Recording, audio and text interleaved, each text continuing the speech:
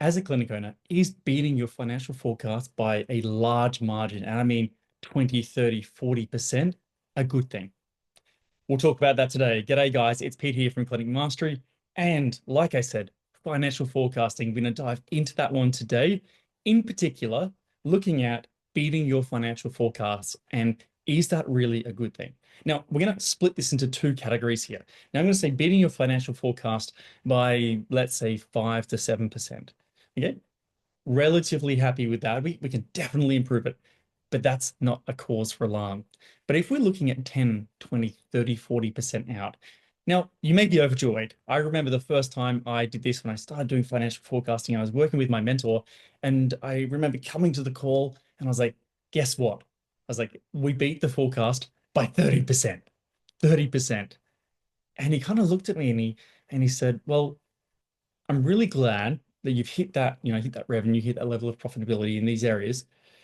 What I'm concerned about is our financial forecasting model, because we did not predict this. And if we didn't predict this, where have we gone wrong? And it's a good thing to reflect on, because I remember at the time thinking, oh, don't be such a downer. But what causes stress, financial stress as a business owner? It's unpredictability.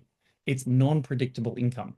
So when your income, you can predict well for the next 1, 2, 4, 6, 12 months, and you're pretty good at doing that. Obviously, the further out in the future, the harder it gets, right? But the better you get at predicting the income you're going to have, the less stress you're going to feel as a business owner, as long as it's in profit, right?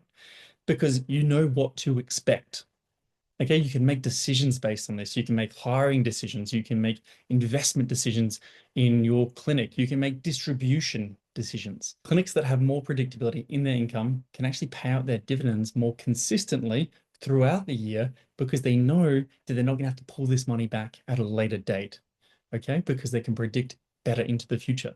So what you need to be thinking about here, when you crush your financial forecast, is where did we go wrong?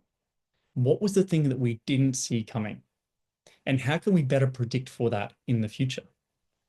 When you know what your income is going to be for the next 3, 6, 12 months, you're in a much better place mentally, financially, and emotionally to make better decisions within your clinic, within your own personal life, within your own investing. So my challenge to you for today is to look at your financial forecasts from the previous year. How did you do? Month by month, quarter by quarter, how did you stack up? Now look at the percentage deviation, either positive or negative, that you had, but how did you stack up? Because what I'd love for you to do in 2025 is have more accurate financial planning and financial modeling. That's all for today, guys. I hope you're going to sit down and go through your financial planning and modeling for this year and trying to get that as accurate as possible. And if you can get that within 5 to 7%, I'd say you're well on the right track, my friends.